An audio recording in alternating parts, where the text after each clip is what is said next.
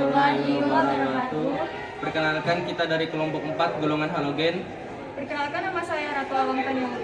Nama saya Lina Sumila. Saya Ridho. Nama saya Kamla Alisa. Nama saya Sagita Sukianinggo. Halogen adalah unsur golongan 17 atau 7A yang berada di tabel periodik. Golongan ini juga disebut sebagai golongan fluorin. Golongan ini terdiri dari unsur fluorin F, klorin Cl, bromin Br, iodin I, dan unsur radioaktif astatin At, dan unsur sintetis radioaktif tenesin Ts. Halogen berasal dari bahasa Yunani halos yang berarti garam dan genes yang berarti membentuk atau membentuk. Maka unsur halogen adalah unsur yang dapat menghasilkan garam jika bereaksi dengan logam. Keberadaan unsur halogen di alam. Unsur halogen di alam dapat ditemukan dalam bentuk senyawa halogen yang biasanya tersimpan dalam mineral tertentu. Mineral yang mengandung unsur halogen dapat ditemukan dalam batuan beku kerak bumi. Dari Encyclopedia Britannica, presentasi halogen dalam batuan beku kerak bumi adalah 0,06 fluor atau F, 0,031 klorin Cl, 0,00016 brom Br, 0,0003 yodium I. Adapun astatin At dan tenesia Ts tidak ditemukan di alam karena hanya terdiri dari isotop radioaktif dengan waktu yang sangat singkat. Artinya, fluor merupakan unsur halogen yang paling melimpah di alam. Pelimpahan halogen juga banyak ditemukan di lautan. Saya akan melanjutkan tentang pengelompokan unsur halogen. Ya, di sini ya guys tabelnya. Nah, unsur-unsur golongan 7A yang disebut juga halogen terdiri dari fluor, klorin, bromin, iodin, dan astatin. Unsur tersebut memiliki 7 elektron valensi pada subkulit Ns2 dan Np5. Konfigurasi elektron tersebut yang akhirnya membuat unsur halogen bersifat sangat reaktif. Selain itu, halogen juga cenderung menyerap satu elektron untuk membentuk ion bermuatan negatif 1. Di sini ada tabelnya unsur kelimpahan senyawa halogen di alam. Unsur fluorin, kelimpahan senyawa di alamnya yaitu fluorin CaF2 atau fluorspar. Selanjutnya Na3A1F6 atau kriolit dan Ca5PO4-3F atau fluorapatit. Yang kedua, klorin. Klorin terdiri dari garam NaCl, KCl, NgCl2, dan Cl2 dalam air laut.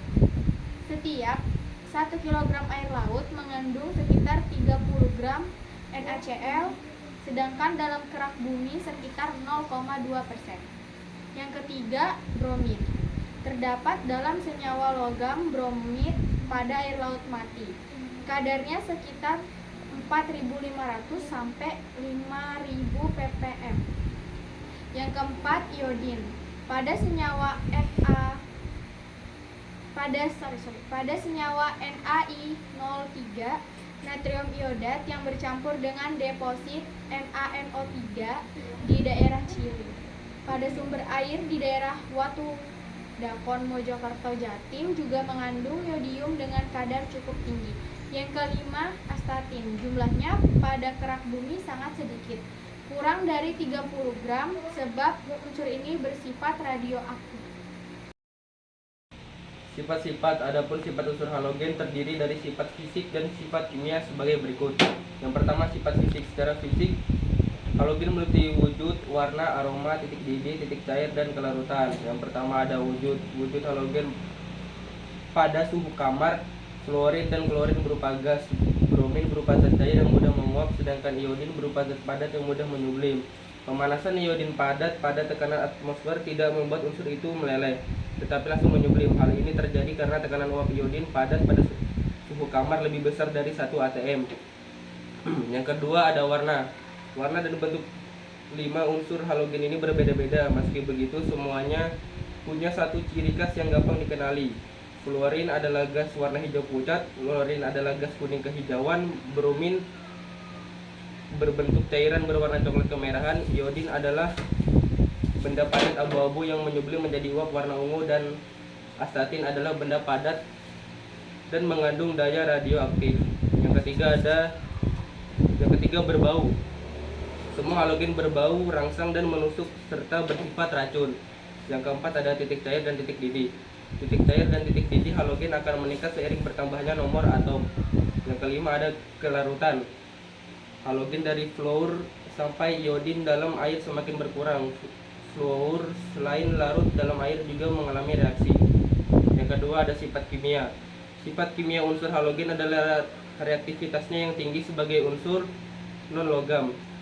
Halogen dapat bereaksi dengan hidrogen membentuk asam halogenida. Jika bereaksi dengan basa, halogen akan membentuk garam. Jika bereaksi dengan logam, halogen akan menghasilkan logam halogenida yang memiliki bilangan oksidasi tinggi. Unsur-unsur halogen juga larut dalam air, membentuk asam halogenida dan asam hipohalit. Larutan halogen disebut juga sebagai halogenida dan bersifat oksidator. Adapun kegunaan dan bahan dari unsur senyawa halogen. Yang pertama ada kegunaan. Kegunaan yang pertama yaitu sebagai fluorin yang membentuk senyawa CFC digunakan sebagai bahan cairan pendingin kulkas dan AC. Selain itu, fluorin juga terkandung dalam susu formula bayi, suplemen vitamin, dan pasta gigi yang dapat mencegah kerusakan pada gigi dan dapat memutihkan gigi. Yang kedua ada klorin. Klorin digunakan sebagai salah satu bahan plastik dan karet sintesis. Klorin juga digunakan sebagai pemutih kertas, pestisida, dan disinfektan untuk sterilisasi. Yang ketiga ada bromin. Bromin digunakan sebagai pembuatan etil bromida C2H5Br dalam campuran bensin yang berfungsi membuat bensin tidak melekat pada piston dan silinder. Kegunaan bromin juga menambah sebagai bahan anti api yang digunakan dalam pengasapan. Yang keempat ada iodin. Iodin digunakan dalam berbagai industri seperti pengobatan fotografi dan pewarna.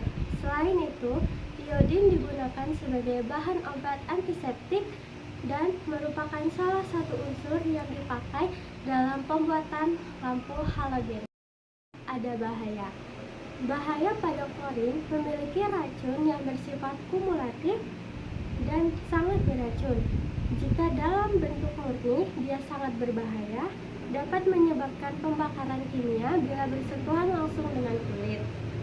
Adanya komponen klorin dalam air minum yang berlebihan 2 ppm dapat menimbulkan lapisan kehitaman pada gigi. Dalam bentuk klorin, zat ini tidak langsung dihisap panas, tetapi langsung masuk ke dalam daun-daun sehingga menyebabkan daun berwarna kuning kecoklatan. Jika daun tersebut dimakan oleh binatang, maka bisa menyebabkan penyakit gigi rontok. Yang kedua, menurut para ahli, kalau klorin bersenyawa dengan zat organik seperti air seni dan keringat, maka akan menghasilkan senyawa sejenis nitrogen triklorin yang dapat mengakibatkan iritasi hebat. Senyawa organik tersebut selanjutnya dapat bereaksi menjadi gas di dalam kolam tertutup dan membawa dampak terhadap sel-sel tubuh yang melindungi paru-paru.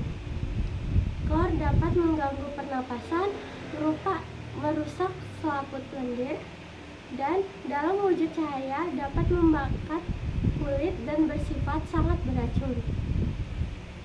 CFC atau singkatan dari chlorofluorokarbon yang terlepas ke udara dapat menimbulkan kerusakan pada lapisan ozon. Kloramin NH+C1 zat ini sangat beracun terhadap kerang-kerang dan binatang air. Klorofrom CHCl yang ditemukan dalam air terklorinasi. yang dianggap mutagenik atau dapat menimbulkan mutasi, teratogenik menimbulkan kerusakan pada kelahiran, atau karsinogenik dapat menimbulkan kanker. Yang ketiga, dalam bentuk gas, brom bersifat toksik. Dalam bentuk cairan, zat ini bersifat korosif. Terdapat jaringan sel manusia dan uapnya menyebabkan iritasi pada mata dan tenggorokan. Ketika brom tumpah ke kulit, akan menimbulkan rasa yang amat pedih. Brom mengakibatkan bahaya kesehatan yang serius, dan peralatan keselamatan kerja harus diperhatikan selama menanganinya. Timbal bromida yang terbentuk dalam mesin cenderung merusak mesin, serta sifatnya mudah menguap yang lolos bersama gas-gas buangan yang mencemari atmosfer. Yang keempat, ada kristal iodin. Dapat melukai kulit, uapnya dapat melukai mata dan selaput lendir. Pada saat ini dikenal dengan jenis penyakit yang disebabkan dari kekurangan yodium, yaitu GKI, gangguan akibat kekurangan yodium. Merupakan penyakit dapat menyebabkan retardasi mental. Penyakit ini bisa disebut defisien yodium atau kekurangan yodium. Saat ini diperkirakan 1,6 miliar penduduk dunia mempunyai risiko kekurangan yodium dan 300 juta menderita gangguan mental akibat kekurangan yodium. Kira-kira 30.000 bayi lahir mati setiap tahun dan lebih 120.000 bayi kritis, yakni retardasi mental tumbuh pendek, bisu tuli, atau lumpuh. Di antara mereka yang lahir normal dengan konsumsi diet rendah yodium akan menjadi anak yang kurang inteligensinya, bodoh, lesu, dan apatis dalam kehidupannya. Efek yang sangat dikenal orang akibat kekurangan yodium adalah gondok, yakni pembesaran kelenjar tiroid di daerah leher. Pembuatan unsur dan senyawanya. Yang pertama, fluorin. Pembuatan unsur dan senyawa fluorin dapat diperoleh dengan menggunakan proses Moissan. Sesuai dengan nama orang yang pertama kali mengisolasi fluorin, H. Moissan 1886. Proses ini menggunakan metode elektrolisis HF terlarut dalam leburan KHF2. Reaksinya 2HF menjadi H2 dan F2. Yang kedua, fluorin. Fluorin dapat dibuat menggunakan 3 cara, yaitu proses diakon atau oksidasi, HCl dicampur dengan udara, kemudian dialirkan melalui CuCl2 yang bertindak sebagai katalis, dan reaksi terjadi pada suhu kurang lebih 4300 Celcius dan tekanan 20 atmosfer, atau dengan memanaskan campuran NO2, NaCl, dan H2SO4 pekat. Cara kedua, elektrolisis larutan NaCl menggunakan diafragma, menghasilkan gas Cl2 pada anoda dan NaOH pada katoda. Cara ketiga, elektrolisis pelehan NaCl. Yang ketiga, bromin. Pada skala industri, bromin dihasilkan dengan mengekstraksi air laut. Hal ini karena kandungan air laut Br tinggi, kira-kira 70 ppm. Mula-mula pH air laut dibuat menjadi 3,5 dan kemudian direaksikan dengan Cl2 untuk mengoksidasi Br menjadi Br2. Reaksinya Cl2 dengan 2Br menghasilkan 2Cl dan Br2. Yang keempat, iodin. Dalam skala industri, iodin diperoleh dengan mereaksikan NaIO3 dengan natrium disulfit NaHSO3. Endapan I2 yang didapat disaring dan dimurnikan.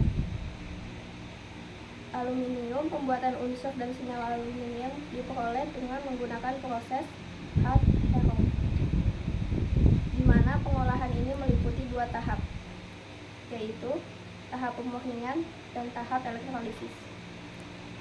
Iodium dengan cara reduksi dilakukan dengan menambahkan NaHSO3 dalam larutan NaIO3. Reaksinya 2IO3 dengan 5HSO3 menghasilkan 3HSO4, 2SO4, 2 H2O, dan I2. Sekian dari kelompok kami. Wassalamualaikum warahmatullahi wabarakatuh.